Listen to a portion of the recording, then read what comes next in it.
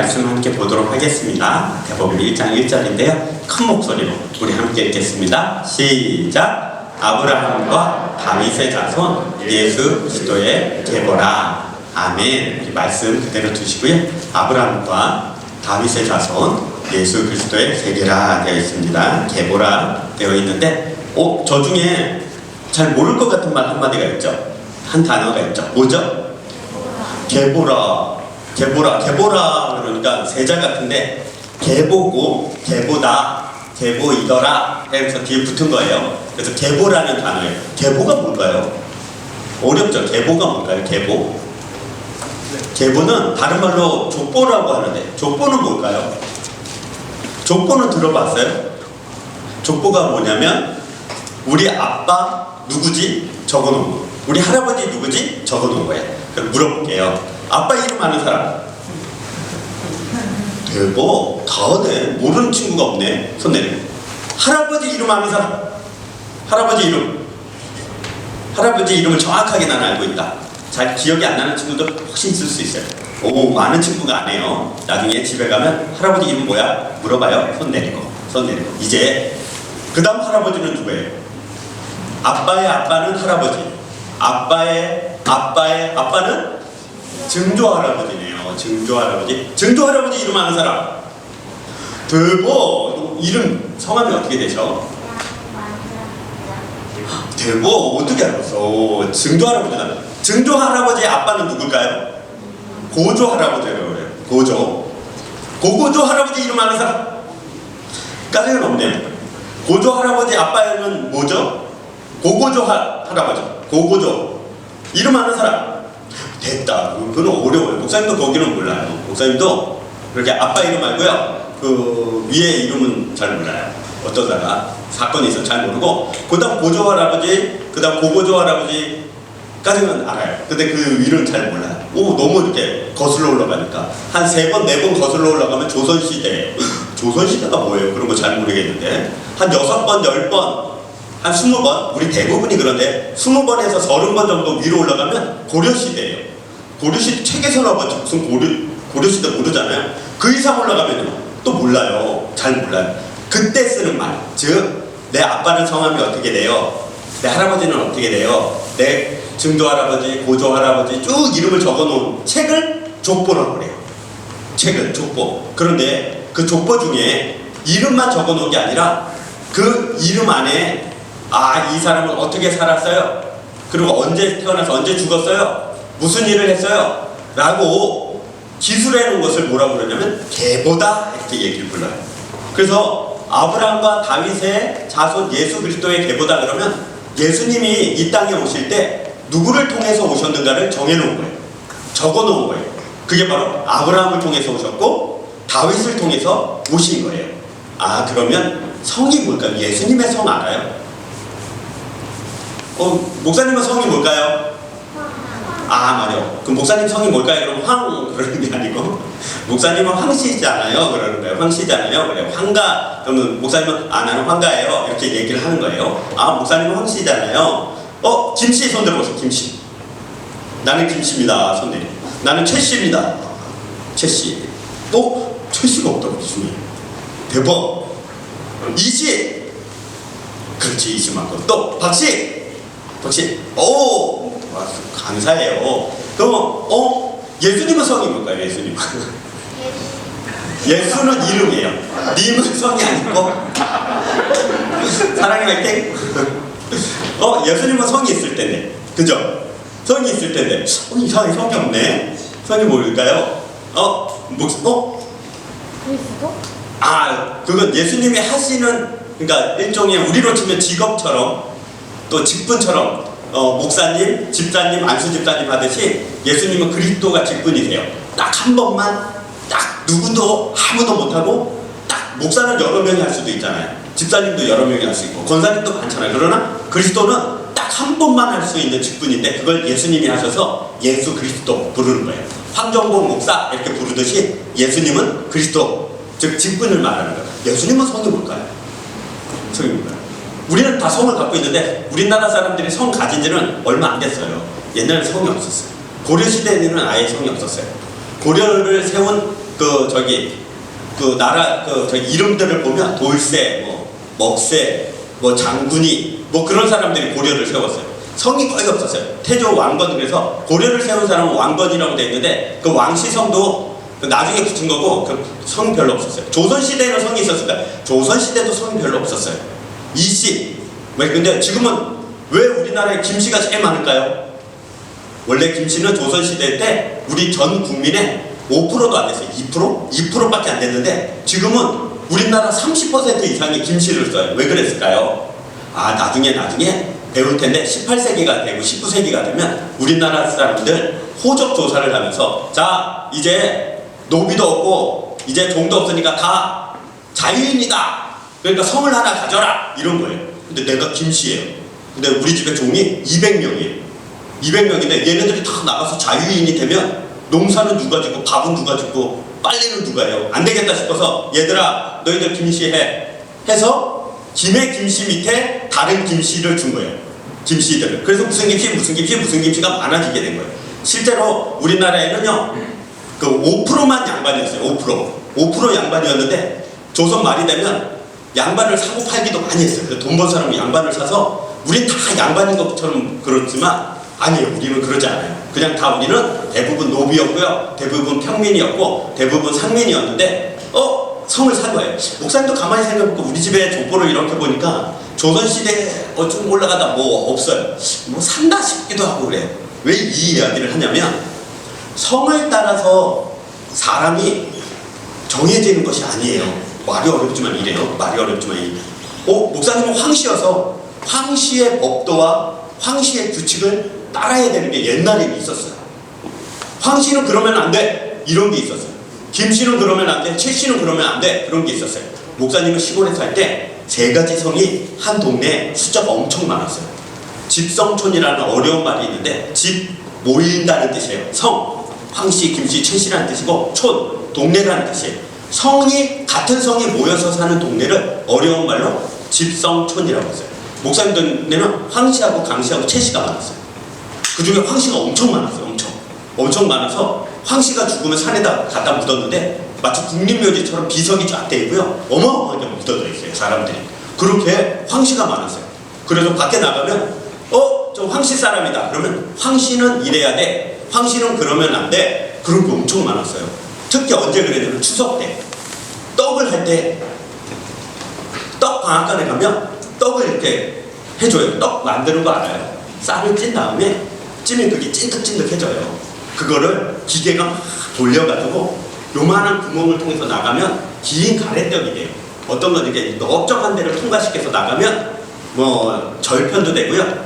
또 찐 거를 얇게 찐 거를 잘라가지고 콩고물을 묻히면 그게 이제 시루떡도 되고요. 떡은 그래요. 그런데 이렇게 납작한 구멍을 통해서 떡을 막 밀어내면 길게 나와요. 길게. 그러면 그 위에 떡살이라는 걸 찍어요.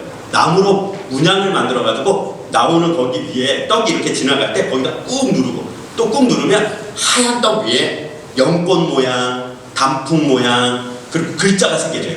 목사님 집에도 그 떡살 그게 있어가지고 거기에 5개 그림이 있는데 그 중에 가운데는 복자도 있고요. 또 지나가면 황자도 있고 그래요. 그걸 이렇게 꾹 누르면 그 떡을 굳으면요. 나중에 보면 누구네 집 떡인지를 바로 알아요. 잘라가지고 동네에 돌리거든요. 그럼 먹기 전에 접시에 딱 보면 가운데 황자라고 찍혀있으니까 이건 황씨 집에서 우리 집 갖다 준 떡이네. 거기 강 혹은 채 이런 글자가 있거나 문양이 보면 딱 알아요. 그런데 다른 떡에다가 우리 걸 찍으면 큰일 나요. 그래서 황씨는 이래야 돼. 그런 게 있었어요. 근데 요즘엔 그런 건 없지만 또 뭐가 있냐면 한국 사람은 이래야 돼. 그런 게 있어요. 한국 사람은 그러면 안 돼. 이런 게 있어요. 그런 것 중에 뭐가 있을까요? 한국 사람은 밖에 나가잖아요. 외국 사람하고 있으면요. 이런 말을 많이 해요. 한국 사람은 매운 거 먹어야 돼. 그래서 진짜 매운 거를 많이 먹어요. 이렇게 고추장을 짜가지고요. 매운 걸 먹어서 우리나라 사람들은 세계에서 뭐 매운 걸 제일 잘 먹는 나라 사람들이야. 그런데 아니에요. 월남 사람들, 즉 베트남 사람들은요. 장난 아니에요. 베트남 고추 있거든요. 우리나라 고추 한 100배 매워요. 월남 고추라고 그래가지고요. 크기도 작아. 이만한 거. 새빨간 거. 그걸 가지고 잘라서 귀퉁이 조금만 먹어도요. 완전 눈에서 불이 나는 거죠. 뒤에서 막 기뮨 나오는 것처럼 머리가 뽑혀져 나가는 것처럼 엄청 매워요. 월남고추라고 부르는데 그 고추를 그냥 먹어요. 걔네들은. 그걸 빻아가지고요. 거기다 기름에다 섞어가지고요. 국수에다 비벼 먹고요. 오, 그거 못 먹어요. 한국 사람들은. 그 뭐 틈새라면, 목사님 생각에는 틈새라면 100배 매운 것 같아요. 그게 더 훨씬 매워요. 그래서 뭐 한국 사람은 매운 거 먹어야 돼, 이런 말들이 있어요. 그렇게 정해놓고 살아요. 또 뭐가 있을까요? 목사님은 경상도에서 오래 살았는데 경상도 사람은 이러면 안 돼. 그게 있어요. 오래 산 건 아니고 6년밖에 안 살았는데 오래 산 것처럼 느껴지는 게 어릴 때 살아서 그런 거예요. 경상도 사람은 그러면 안 돼. 전라도 사람은 그러면 안 돼. 안산 사람은 그러면 안 돼. 그런 게 많이 있었어요. 그런데 그 모든 것이 예수님이 오자 사라지게 된 거예요. 예수님이 딱 와서, 자, 나는 황씨만 구원하러 왔어. 나는 김씨만 구원하러 왔어. 나는 강씨만 구원하러 왔어. 그러지 않았어요. 예수님이 이 땅에 오셔서 뭐라고 불렀냐면 이렇게 하고 부르셨어요. 자, 자기가 생각하기에 나는 수고하고 무거운 짐을 지고 너무 힘들어서 도움이 필요하다고 생각하는 사람들은 다 내게로 와. 이렇게 부르신 거예요. 신기하지 않아요? 옛날에는 과거 시험을 보려면 과거 시험 볼 수 있는 사람이 정해져 있었어요. 공부 열심히 한 사람, 똑똑한 사람, 혹은 불쌍하고 힘든 사람. 아니, 그런 기준은 없고요. 양반의 자제가 태어나야 양반의 자녀들만 과거 시험을 볼 수가 있었어요. 또 상민 중에 아무런 죄를 짓지 않는 상민들만 과거를 볼 수 있었고요. 소 잡는 사람은 과거 시험을 보지를 못했어요. 물건 만드는, 즉 무슨 그 대장장이 이런 사람들, 그릇 만드는 도공들 이런 사람들은 과거 시험을 보지를 못했어요. 만약 예수님이 이 땅에 오셔가지고 내가 천국에 데려가려고 그러는데, 자, 나는 직업 보고 할 거야. 그래서 너 직업이 뭐니? 물어보고 안 그러셨어요. 예수님은 전혀 다른 기준으로 왔어요. 와서, 자, 일본 사람들만 천국에 들어갈 수 있다. 한국 사람들은 미안한데 안 돼. 그럼 어떻게 돼요? 안 되잖아요. 예수님은 한국 사람인지 일본 사람인지 안 물어보세요. 옛날로 치면 양반인지 아닌지 안 물어보세요. 전혀 다른 걸 물어보세요. 어느 나라 사람인지, 어느 민족인지, 직업이 뭔지, 어떻게 생겼는지, 뭘 갖고 있는지 아무것도 물어보지 않고 이걸 물어보세요. 수고하고 무거운 짐진 자들아. 즉 자기가 자기를 생각해서 나는 너무 수고하고 있어. 나는 너무 짐지고 있어. 그래서 이 모든 수고하고 무거운 이 짐들을 나는 예수님께 맡겨보고 싶어 라고 하는 사람들은 다 예수님이 부른 거예요. 근데 여기에는 한 가지 중요한 사실이 있어요. 만약 우리 중에 누가 나는 그렇게 수고하고 있지 않아, 나는 무거운 짐이 없어, 예수님께 나는 부탁하지 않아도 돼, 그런 사람은 예수님이 부르지 않으세요.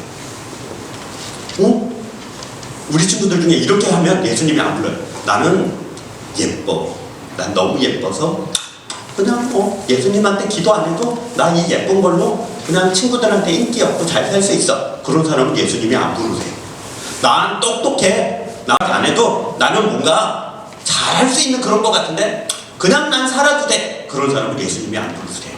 어른들도 마찬가지예요. 어른들도 나는 돈이 어느 정도 있고 집도 있고 직업도 괜찮으니까 예수님께 기도 안 해도 되고 예배 안 드려도 될 것 같아, 그런 사람은 예수님이 안 불러요. 예수님은 뭘 생각하고 오셨냐면 이렇게 말씀하셨어요. 어려운 말이지만 들어봐요. 내가 이 세상에 온 것은, 예수님이에요. 예수님이 이 세상에 온 것은 이 때문에 왔대요. 건강한 사람이 의사가 필요해요, 안 필요해요? 여러분 생각해보세요. 건강한 사람은 의사가 필요해요, 안 필요해요? 이가 하나도 안 아픈데 치과에 갈 거예요, 안 갈 거예요? 그렇죠. 아프지도 않는데 주사 맞으러 가는 사람 봤어요? 그런 사람은 없죠. 물론 배고프지도 않는데 여러분은 잘 먹대요. 배가 고파야 먹는 건 아니더라고요. 여러분 보니까 그냥 먹고 싶어서도 먹지만 아픈 건 다르잖아요. 그죠? 근데 예수님이 이렇게 얘기하셨어요. 너 스스로 안 아프다고 생각하면 나에게 오지 마. 됐다, 멋진 말이죠. 너 스스로 뭘 가진 게 있다 그러면 나한테 안 와도 돼. 너 스스로 내가 필요 없다고 생각하면 나도 널 부르지 않아. 그런데 이런 사람은 나에게 왔으면 좋겠어 라고 부르셨는데, 이런 사람이, 병든 사람은 의사가 필요하지 않아요. 그죠? 병들었는데 운동장 가서 열심히 뛰면 어떻게 될까요? 더 빨리 죽어요. 더 빨리 죽어요. 큰일 나요. 너무 빨리 죽어. 큰일 나요. 목사님이 어떤 글을 읽다가 참 안됐다 슬프다 하는 게 있는데, 옛날에 1955년인가 55년인가 같아요. 1955년도 우리나라 사람들이 전쟁이 끝나고 너무너무 못 살 때였대요. 근데 어떤 부부가 있었는데, 남편이 부산에서 있었어요. 북한에서 피난 온 사람들인데 부부가 있었는데, 남편이 자기 생일이 된 거예요. 너무 먹고 싶은 게 있었대요. 뭐냐면 보거탕. 보거 알아요? 보거? 물고기 종류예요. 어떻게 생겼냐면 네모나게 생겼어요. 그리고 뒤에 꼬리가 이렇게 달렸어요. 그냥 이렇게 네모나게 생겼고 뒤에 꼬리가 생겼는데, 보거는 자기가 위험에 빠지면 물을 확 들이마셔요. 들이마셔서 자기 몸에 10배 크기까지 부풀어 오를 수가 있어요. 그래서 하면 이만한 말이죠. 그래서 상대방이 놀래가지고 도망을 쳐요. 심지어 상어도 가까이 가서 도망칠 정도로 보고는 순식간에 확 커진대요. 근데 그 보고가 끓여 놓으면 엄청 시원한 맛있는 탕이 되거든요. 근데 문제가, 보고는요, 내장 중에 어떤 보고는 독이 있어요. 아주 조금 먹어도 사람이 죽어요. 그래서 조심해야 되는데, 이 남자가 그 보고를 좋아한 거예요. 보고를 먹고 싶어 그러는데 돈이 너무 없어가지고 보고를 못 먹대. 생일날 아침에 아내 되는 분이 너무 마음에 이게 걸려서 미안해가지고 이따가 일을 하러 갔는데, 식당에서 일을 했대요. 식당에서 일을 하다가 확 하는데 식당 쓰레기통을 보니까 마침 보고 요리가 나간 다음에 남은 것들을 버린 거예요. 그래서 남편을 모르니까, 그래도 남편이 보고를 너무 좋아하니까 그걸 몰래 삶아가지고 끓인 거예요. 잘 끓여가지고 옆에 있는 주민 2명까지 불러가지고 남편 생일상을 차려가지고 먹은 거예요. 잘 먹었어요. 그리고 어떻게 됐을까요? 3사람이 죽었어요. 그 보고를 먹은 3사람. 근데 아내는 안 죽었어요. 왜 안 죽었냐면 그 뒤에 이야기가 이래요. 국을 먹었는데 4명 다 갑자기 배가 아팠대요. 배가 아팠는데 4명 중에 3명, 남자 3명은 아프니까 아유 잘 자고 일어나면 괜찮아 이러고 잤대요. 그 영원히 잤대요 지금도.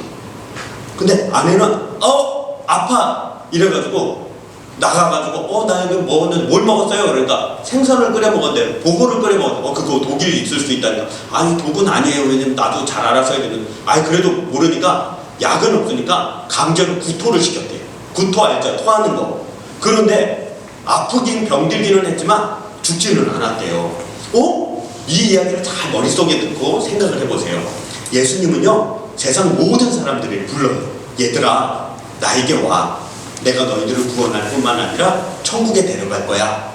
그래서 나는 너희들이 나와 함께 영원히 살기를 원해 하고 초청을 하시는데, 이렇게 초청을 하시는 거예요. 난 너희들을 아무 조건도 따지지 않아. 머리가 검은 사람 접어, 마스크한 사람 접어, 크록스 신는 사람 접어. 이래가지고 최후의 1인만 우리는 간식을 주잖아요. 예수님은 안 그러셔요. 예수님은 머리가 검든지 파랗든지 크록스를 신었든지 안 신었든지 천국 데려갈 때는요, 아무 문제가 없어요. 그러나 안 되는 사람이 있어요. 이게 무서운 점이에요. 너무너무 무서운 건 바로 예수님이 필요 없다고 생각하는 사람은 안 돼요. 나는 예수님이 필요 없어 하는 사람은 예수님이 안 데려가세요. 아까 이야기한 것처럼 나 배 아픈데, 아픈 거 어떻게 해야 돼요? 의사를 찾아가야죠. 그냥 아픈 대로 참으면 죽기밖에 더 하겠어요? 도움을 요청해야죠. 그리고 도움 요청할 때는 어떻게 해야 돼요? 죽겠어요. 나 좀 도와주세요. 그래요? 그럼 이렇게 앉아봐요. 왜 앉으라고 그래요? 난 누가 앉으라고 그러는 거 정말 싫더라. 그럼 죽어야 돼요. 거기 누워보세요. 누워보라고 그래요. 싫어요. 그럼 죽어야 돼요. 거기 내가 진찰해야 되니까 배 이렇게 한번 올려보세요. 창피해. 배 올리기 싫어요. 그럼 죽어야 돼요. 큰일 나네. 주사 한번 맞읍시다. 난 주사가 세상에서 제일 싫더라. 그럼 죽어야 돼요. 안 그래요? 나왔는데 약을 이만큼 주는 거예요. 가루약. 나 알약도 잘 못 먹는데 가루약은 나 못 먹어요. 그럼 죽어야 돼요. 자기가 아프고요, 자기가 살려고 그러면요, 의사가 시키는 대로 해야 되는 거하고 똑같아요. 우리가 그래요. 예수님이 부르셔요. 얘들아, 거룩하고 복된 주일 예배 가운데 나오자. 나와야죠. 자, 예배 드리기 위해서 자세를 바로 해. 나 자세 바로 하는 거 싫은데. 안 돼요. 말씀 듣고 그 말씀대로 우리 각오하고 살아야지. 나는 다른 사람 말 듣는 거 제일 싫어요. 그러면 안 돼요. 요즘 여러분 보는 만화책, 애니메이션, 영화, 드라마에 보면 여러분을 꼬시는 게 있어요. 엄청 꼬시는 게 있는데 이런 거예요. 자존심으로 꼬셔요. 자존심을 꼬시는 건 이렇게 보여요. 다른 사람의 말을 듣고 그 사람 말대로 하는 것을 부끄러운 거라고 여러분에게 잘못 가르쳐요. 요즘 드라마나 영화나 만화를 보면 다른 사람 말을 들어서 그 사람 말대로 하는 사람은 생각도 없고 바보고 멍청이라고 그렇게 그림을 그리고요. 그렇게 이야기를 하는 거예요. 어떤 사람은 멋있다고 그러냐면 끝까지 자기 고집대로 하는 사람을 영웅이라고 그러고 끝까지 자기 고집대로 하는 사람은 멋있다고 그러는 거예요. 누가 영화 끝에 보면 그런 거 있어요. 뻔히 죽을 건데 저거 죽을 건 에이씨 난 죽을래 이러고 뛰어가는 사람 보고 박수를 쳐요. 그럼 바보스러워. 그럼 멍청한 거예요. 원래는 이게 진짜예요. 다른 사람이 나에게 말을 하면 그 말을 듣고 그렇구나 깨닫고 마음의 결심을 해서 고맙습니다. 나에게 내가 모르던 걸 가르쳐주고 내가 모르던 걸 보게 해주셔서 감사합니다 하고 자기를 고치는 사람이 진짜 멋있는 사람이에요. 근데 요즘엔 안 그래요. 자기 고집대로 끝까지 하는 사람을 멋있다고 얘기해요. 그래서 그걸 속이려고 그렇게 자기 고집스럽게 끝까지 해가지고 하는 사람을 늘 잘생기고 예쁜 사람 배역을 주고요. 그 사람을 마치 끝에는 잘 되는 것처럼 보여줘요. 그러나 실제로는 안 그래요. 고집스럽게 사는 사람은요, 그 끝이 제일 나빠요. 제일 안 좋아요. 하나님이 예수님을 통해서 부르는 거예요, 우리를. 그 이야기를 부르는데 첫 번째 부른 사람이 저 아브라함이에요. 아브라함과 다윗을 통하여 예수님이 이 땅에 오셨는데 예수님이 부를 사람이 누군지를 보여줍니다. 아브라함은요 엄청 고집센 사람이에요. 이 사람은요 원래 약 3,000km 떨어진 곳, 그 가나안 땅에서 3,000km 떨어진 곳에서 달의 신을 섬기던 사람이에요. 아브라함이라는 이름이 원래 아브람이고요. 그 아내의 이름은 사레예요. 그건 달의 여신을 섬기는 사제라는 뜻이에요. 즉 하나님을 모르던 사람이에요. 그런데 어느 날 갑자기 하나님이 아브라함과 사레한테 나타났어요. 얘야, 나는 천하 만물을 지은 여호와 하나님이다. 너는 내 고향 내 아비 집을 떠나라. 얼마나 무섭게 나타나셨는지 떠난 거예요. 떠났지만 하나님이 가라고 한 가나안 땅에 죽어도 안 들어갔어요. 안 들어가고 하란 땅이라는 곳에서 자기 아버지 데라가 죽을 때까지는 가만히 있었어요. 왜 그랬냐면 자기 고향 땅에 영향력이 미치는 땅까지만 딱 가서 안 가는 거예요. 왜냐면 고향을 벗어나면요 옛날엔 도적이 와서 죽여도요 아무도 말을 못했어요. 그러니까 자기 고향에서 자기 고향 사람들의 영향력이 미치는 자기 아버지가 살아있는 동안에는 절대 가나안 땅에 들어가지 않고 있다가 고집스럽게 있다가 자기 아버지 데라가 죽자 하나님이 다시 나타났어요. 나는 너의 영원한 상급이 될 것이다. 너의 보호자가 될 거니까 가나안 땅에 들어가 이놈아. 그래서 아브라함이 자기 아버지 죽고 그제서야 가나안 땅에 다 들어갔어요. 그런데 가나안 땅에 들어가 보니까 그 땅 왕이 자기를 죽일 것 같은 두려움에 휩싸여서 거짓말을 했어요. 자기 아내의 사리를 여동생이라고 거짓말을 하더라고요. 그래서 아비멜렉이라는 왕이 사리가 너무 예쁘니까 데려다가 내 아내를 삼아야겠다. 하나님이 그 아비멜렉에게 나타나 너 죽을래? 내가 아브라함을 내 백성으로 삼을 건데 네가 말도 안 되는 짓을 한다? 아비멜렉이 깜짝 놀라서 아브라함을 부른 거야. 야! 이 여자가 누구야? 사실은 제 아내입니다. 너 왜 거짓말해가지고 내가 죽을 뻔했잖아. 빨리 데리고 나가. 하는데 이렇게 데리고 나가요. 그냥 나가지 말고 우리 집에 있는 많은 재산 너 줄 테니까 나가고 네 하나님한테 빌어줘. 나한테 벌 내리지 않도록. 그래서 아브라함이 그렇게 나온 거예요. 그렇게 했으면 안 그래. 또 이집트 왕 바로가 아내 사례의 아름다움을 보고 아내 삼아야겠다 그럴 때 제 여동생이에요. 괜찮습니다. 한 거예요. 똑같은 일을 벌인 거예요. 그래서 하나님의 바로에게도 큰 벌을 주신 거예요. 바로가 깜짝 놀라서 야, 너 아브라함 이리 와봐. 누구야 얘? 여동생 맞아? 사실은 제 아내입니다. 너 때문에 내가 죽을 뻔했잖아. 너 빨리 네 집으로 가 하면서 많은 재산도 보내준 거예요. 그것만 그랬어요? 아브라함은요 매번 하나님 앞에 고집스럽게 자기 이야기를 해요. 그러다가 한 번, 두 번, 세 번 이러다가 드디어 아브라함이 변화가 돼요. 어떤 사람으로 변화되냐면 바로 하나님의 말을 할 때 그 말에 순종하는 사람으로 변해요. 따라합시다. 순종하는 사람. 맞아요. 고집스러운 사람의 반대말이 바로 순종하는 사람이에요. 다른 사람의 말을 듣지 않던 아브라함이 이제 하나님의 말을 들어서 깨닫고 느낀 대로 하나님 앞에 순종하기 시작한 거예요. 다윗이란 사람도 그래요. 그 이후로 예수님이 이 땅에 오셔서 우리를 부를 때 우리가 마찬가지로 그 부름 가운데 있는 거예요. 오늘 우리가 이 부분을 생각하는데 계보란 말을 다시 생각해야 돼요.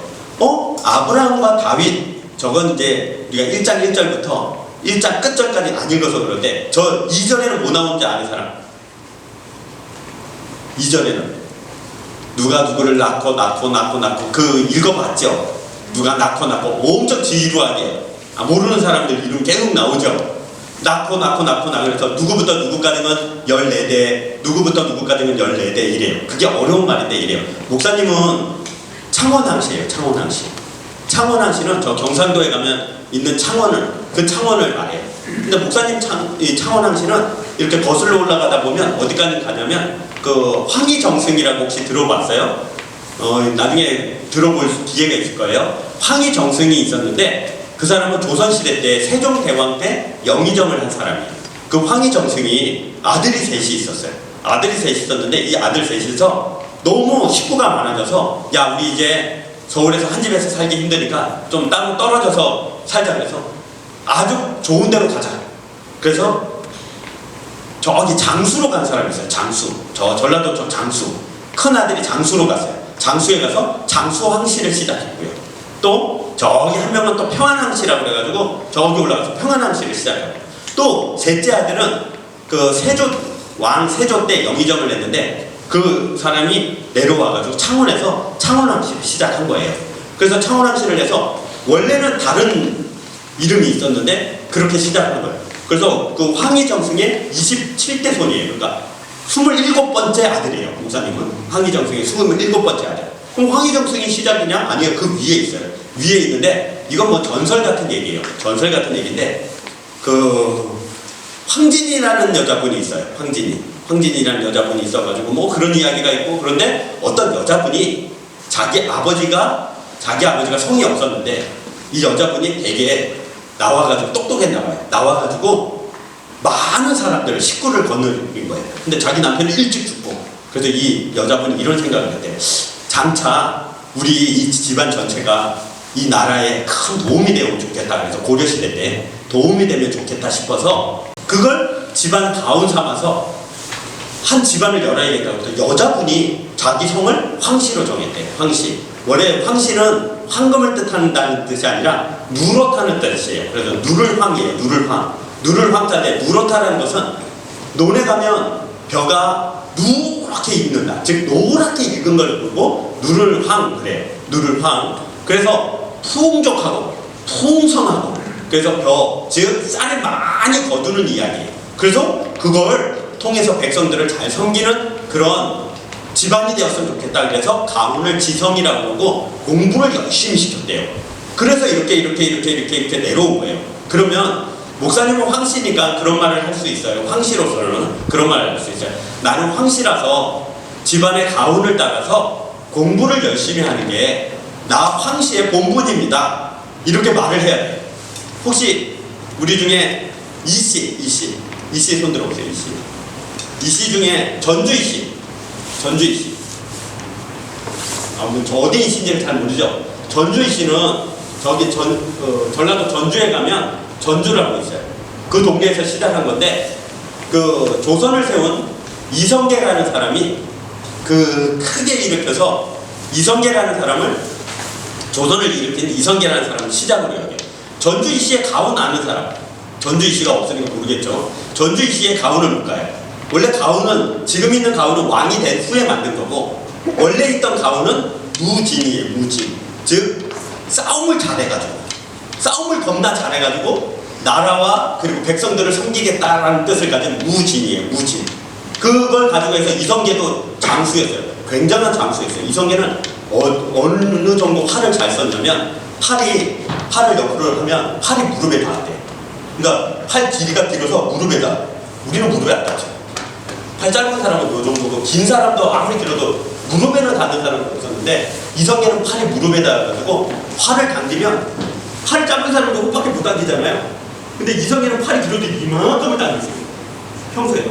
최대한 당기면 얼마나 당길 수 있겠어요. 그래서 조선 활이라는 거 고려 때 만들어졌는데 나무를 이렇게 휜 게 아니라 나무가 이렇게 휘어진 나무를 거꾸로 휘는 거예요. 거꾸로 여러 겹을 해서 가운데 악교치를 해서. 그래서 그 조총보다 일본 사람들의 조총보다 조선의 활이 훨씬 멀리 나가고 각궁이라고 그래가지고 요만한 화살은 철판, 얇은 철판도 뚫을 정도로 강한 활이에요. 그래서 중국 사람들도 을지문덕 장군이 중국 사람 수나라를 물리친 것도 이 활에 있어요. 땡기면 맞추고 땡기면 사람이 죽으니까, 한 방에 죽으니까 전쟁을 완전히 이길 수 있는 거예요. 근데 전주 이씨들은 활을 잘 쏘기로 유명해요. 왜냐면 그 가문에 따라서 열심히 활 연습을 하니까. 그래서 이성계가 왕의 마음에 든 것, 즉 저기 최영 장군이 있었는데 최영 장군은 고려 마지막 대장군이에요. 최영 장군이 이성계를 보고 너 불러다가 쓰게 된 것도 활이에요. 활을 얼마나 잘 썼냐면 백보, 사람 거리로 100걸음 떨어진데 소나무 솔방울이 있었는데 소나무 솔방울을 지적하는 솔방울을 정확하게 맞췄대요. 심지어 왕이 날아가는 충렬왕이 보다가 야, 저 새를 좀 맞춰봐라 그랬더니 이성계가 왼쪽 눈을 맞힐까요? 오른쪽 눈을 맞힐까요? 그랬대. 그럼 오른쪽 눈을 어떻게 맞추냐? 왼쪽 눈을 이렇게 나가면 맞출 수는 있는데 오른쪽 눈을 어떻게 맞추냐? 그랬더니 제가 맞춰보겠습니다. 그리고 날아가는 새를 향해서 쐈는데 왼쪽 눈을 뚫어서 오른쪽 눈까지 딱 해서 눈만 빠졌대. 좀 잔인한 얘기지만 얼마나 대단한 명사수예요. 왜 그랬냐면 평소 어릴 때부터 그 가운에 따랐던 거예요. 가운에. 즉 자기 집 가운이 무진이에요. 즉 무공으로 나라와 민족을 섬기겠다는 거예요. 황씨 집안은요, 지성의 공부를 통해서 나라와 민족을 섬기겠다는 거예요. 그런데 요한복음에 보니까 예수님이 이 땅에 오셔서 우리를 부르셔서 이제 우리 성을 바꿔주는 거예요. 예수님의 성은 뭘까요? 예수님의 성은 이스라엘 사람들은 성이 없어요. 이스라엘 사람들은 성이 없고 이렇게 불러요. 예수 바 요셉. 바는 누구누구의 아들이다 하는 뜻이에요. 즉 예수 바 요셉이라는 건 뭘까요? 요셉의 아들 예수예요. 요셉의 아들 예수. 그러면 요셉은 누굴까요? 요셉 바 누구? 또 누구 바 누구? 즉 자기는 누구냐면 거슬러 올라가면 아담까지 올라가고 아담 위로 올라가면 나를 만드신 하나님까지 올라가도록 되어 있는 거예요. 왜 그랬냐면 이제 우리는 목사님이 물어보면 이렇게 대답을 해야 돼요. 자, 성이 뭐예요? 그러면 성은 황씨입니다, 최씨입니다 이렇게 되어 있지만 이제 영원한 나라, 즉 하나님 나라에서 여러분 성은 뭐예요? 그러면 목사님이 이렇게 대답을 해볼게요. 정복하 하나님이에요. 즉 하나님의 아들 정복이에요. 우리는 다 그래요. 우리는 성이 하나님의 아들이 우리 성이에요. 하나님의 아들 황정복이에요. 그럼 우리 교훈은 뭘까요? 우리 집안에 붙잡고 내가 우리 집안의 가훈이 지성이니까 공부를 해야겠다. 우리 집안의 가훈이 무진이니까 무예를 열심히 연습해야겠다 하는 것처럼 즉 예수를 믿고 하나님의 아들이 되어져서 하나님의 족보에 든 하나님의 계보에 든 우리들에게 우리의 가훈은 뭘까요? 우리의 가훈은 요한복음에 이렇게 되어 있어요. 혈로나 육으로나 나지 아니하고 즉 아빠나 할아버지를 통해서 난 게 아니라 우리 믿음 안에서 하나님의 아들이 되어졌는데 가훈은 딱 두 가지예요. 딱 두 가지. 이건 외워야 돼요. 주 너의 하나님을 사랑하라. 둘째는 이와 같으니 내 몸과 같이 내 이웃을 사랑하라. 이게 우리 가훈이에요. 예수 믿는 사람들의 가훈이고요. 예수님의 족보에 든 사람들은 이 가훈에 따라서 살아야 돼요. 마치 옛날에 황씨들이 공부를 열심히 해가지고 나라와 민족을 섬기겠다고 한 것처럼 전주 이씨들이 문수를 열심히 연습해가지고 나라와 민족을 섬기겠다고 한 것처럼 이제는 우리는 다 하나님의 아들로 바뀐 거예요.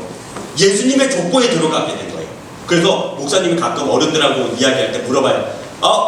고향이 어디세요? 그러면 전 전라도예요. 저는 경상도예요. 저는 경기도예요. 저는 충청도예요. 저는 서울이에요. 그러면 다 틀린 말이에요. 그건 세상 사람들이 하는 말이에요. 우리 하나님의 자녀들은요, 고향이 어딜까요? 히브리서에 보니까 우리의 고향은 천국이에요. 원래 우리는 천국에서 만들어진 존재예요. 천국에서. 그래서 이런 일이 벌어져요. 어떤 남자와 여자가 서로 사랑해서 이제 결혼을 한 거예요. 그럼 하나님이 이러고 보고 계시다. 얘들아 이리 와봐라. 그러면 천사가 와요. 저기 참 예쁘게 남자하고 여자하고 만나서 결혼했다. 저 집에 내가 딸을 하나 줘야겠다. 그러면 이제 내가 너에게 딸의 영혼을 만들어 줄 테니까 가지고 가거라 해서 가는 거예요. 예, 하나님이 천지 만물을 창조할 때 우리의 영혼을 만들었다가 창고에 넣어뒀다가 빼는 게 아니라 그 순간순간. 그래서 하나님은 지금도 일하신다는 말이에요. 한번 머리에 그림을 그려보세요. 이 땅에서 남자와 여자가 만나서 서로 사랑하고, 그리고 이제 하나님이 이렇게 보다가 야 가져와. 내가 너 이리 와. 내가 예쁜 딸 하나 만들어서 줄게. 그러면 이제 가는 거예요. 그럼 이제 가서 그 딸이 그 집에 가는 거예요. 그리고 이렇게 보는 거예요. 그리고 나서 그 가훈을 기억해야 되는 거예요. 내가 이 집이 이 아들을, 이 딸을 감당하는지 감당 못하는지 한번 봐야겠다 이러고 주시는 거예요. 그리고 이렇게 내려다보고 계시는 거예요. 그러면 그게 오는 거예요. 와서 태어나는 거예요. 그러면 이제 가훈에 따라서 이렇게 키우는 거예요. 아이를. 나도 여러분도 다 그렇게 될 텐데, 이 아이가 태어나면 주 너의 하나님을 사랑하는 아이로, 또 내 몸과 같이 내 이웃을 사랑하는 아이로 자라도록 하기 위해서 내가, 부모인 내가 이 자녀를 내 몸과 같이 그렇게 사랑을 하는 거예요. 그걸 기억하면서. 그러면 손 한번 살짝 들어봐요. 손 한번. 우리 할머니는 세상에서 나를 제일 사랑해요. 할머니. 우리 할아버지는 세상에서 나를 제일 사랑해요. 오, 한 명 있어요. 근데 우리 아빠는 세상에서 나를 제일 사랑해요. 내 동생이나 내 형이나 내 누나나 말고. 나랑 온유를 더 사랑하지 않을까? 내 손 내리고, 우리 엄마는 이 세상에서 나를 제일 사랑해. 엄마는 손 내리고. 손 안 든 사람은 누구예요? 손 안 든 사람은 채이는 엄마나 아빠가 누나나 언니나 동생을 더 사랑해요? 엄마는 아빠를 더 사랑하고, 아빠는 엄마를. 그래요. 거기 엄마가 얘기해줬어? 나가서. 그치, 엄마 얘기해줬지. 그러지 말아라. 그치? 아니야? 그러는 거야? 니네 집에는 합의를 잘 이뤘다. 다시. 혹시 손 안 된 친구? 손 안 된 친구. 목사님 아들이 있는데, 목사님 아들이 그런 얘기를 해요. 자기 할머니가 자기를 부를 때는 우리 시연이라고 부르고, 다른 손자를 부를 때는 그냥 이름을 부른대요. 그걸 되게 뿌듯해. 그래서 내가 그게 너무 황당해서 그게 뭐냐 그랬더니, 할머니가 자기를 부르는데 우리 시연이 그러는데, 다른 자기 그 손자를 부를 때는 그냥 이름을 부른대요. 민혁아 뭐 이렇게 부른다. 그걸 듣고 자기가 너무 뿌듯해하게 돼. 야, 너 그게 뭐냐 막 이랬는데, 바로 그거예요. 예수님이 우리를 부를 때 얘야 이렇게 안 부르고 네라는 말을 꼭 붙여요. 네. 그래서 히브리어 그리고 아람어에 뭐라고 돼 있냐면, 그 시몬에게 이렇게 불러요. 베드로에게. 이제 내가 너희들을 더 이상 종이라고 하지 않겠다. 내 친구라고 하겠다. 그래서 거기에 소유격, 즉 소유한다는 뜻의 내라는 말을 앞에 딱 넣어서 내라는 말을 붙여요. 네, 누구. 그래서 사람은 사랑이 나뉠 수도 있어요. 사람은 누구보다 더 많이 사랑하거나 덜 사랑할 수 있어요. 사람은 능력이 그것밖에 안 돼요. 그러나 하나님은 그러지 않고요. 한 사람 한 사람을 마치 그 사람만 있느냐, 전부 있냐, 그렇게 사랑을 하시는 거예요. 그 사람만 위해서라도 이 땅에 모실 수 있는 것처럼, 마치 그 사람만을 위해서 십자가에 달려서 죽으실 수 있는 것처럼 그렇게 사랑을 하세요. 그래서 우리 친구들 중에 너무 걱정하지 마요. 우리 엄마는 내 동생을 더 사랑하고요, 우리 아빠는 우리 형을 더 사랑하고요, 우리 할아버지 우리 할머니는요 별로 우리한테 관심 없고요. 나는 생각해보니까 나를 세상에서 제일 사랑하는 사람이 없어요. 괜찮아요. 이 세상에서 나를 제일 사랑하는 사람이 누가 있냐면 바로 하나님이 계세요.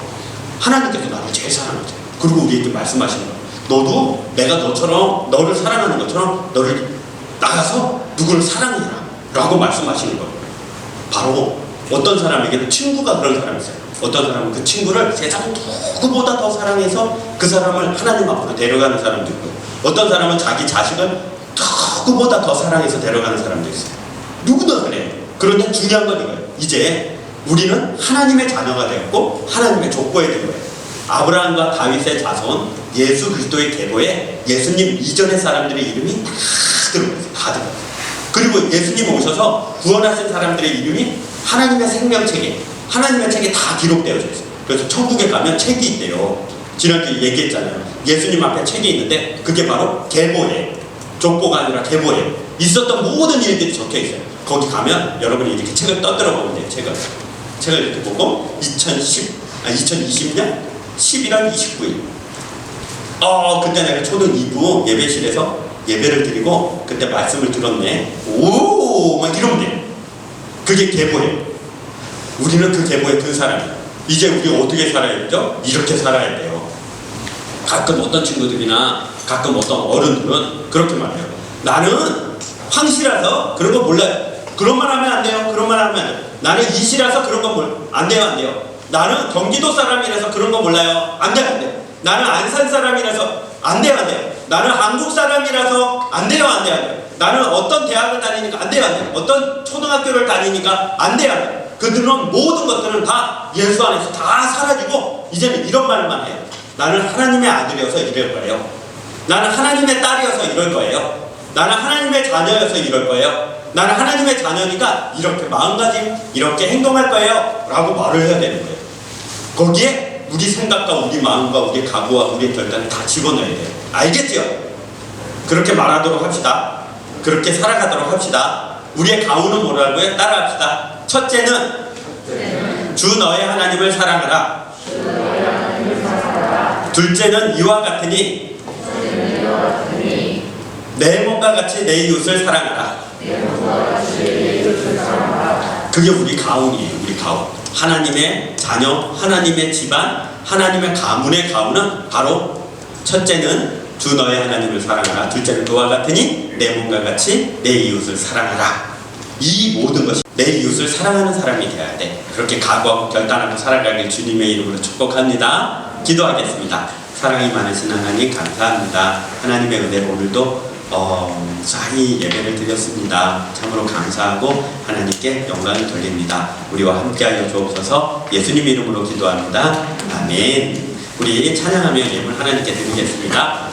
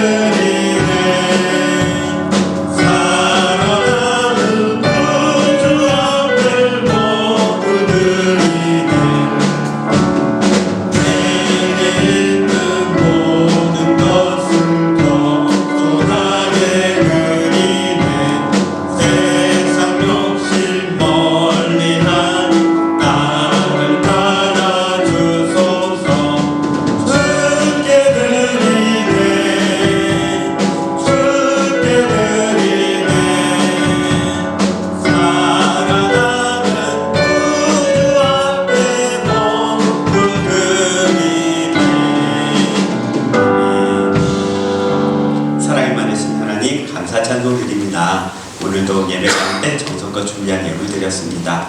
드린 손길도 드리지 못한 손길도 동일하게 붙잡아 주셔서 하나님의 은혜 가운데 이번 한 주간 안전하게 거하며 또 안전하게 살며 건강한 모습으로 다시 더 드려질 수 있도록 인도하여 주옵소서. 예수님의 이름으로 기도합니다. 우리 광고 한 가지 하고 오늘 적도하고 예배 마칠게요. 지금 우리 친구들 어른들 또 뉴스도 봐서 알겠지만 코로나19로 인해서 또 이렇게 5단계가 있는데 이 5단계는 이웃을 사랑하는 5단계예요. 첫 단계 우리가 했었는데 첫 단계는 마스크도 잘하고 또 되도록이면 모임도 자제하는 그렇지만 또 활동적인 일도 할 수 있는 단계였다가 지금은 2단계예요. 2단계는 되도록 모임이나 그런 걸 자제하고 원래 만나던 사람들 제외하고는 새로운 사람을 만나는 것을 좀 피하는 그런 단계였어요. 그리고 이제 오늘 어떻게 될지 모르겠는데 전국의 2단계가 될지 아니면 서울 경기는 2.5단계가 될지는 몰라요. 2.5단계는 뭐냐면 한 번 모임할 때 50명 이상은 모이지 못하는 그런 단계예요. 그리고 여행도 자제를 해야 되고 또 2.5단계가 되면 음식점이나 카페 중에 큰 사람이 많이 모일 수 있거나 그런 데는 문을 열지 못하고 이렇게 배달이나 아니면 주문해가지고 그냥 집에 들고 가서 먹어야 되는 그런 단계가 돼요.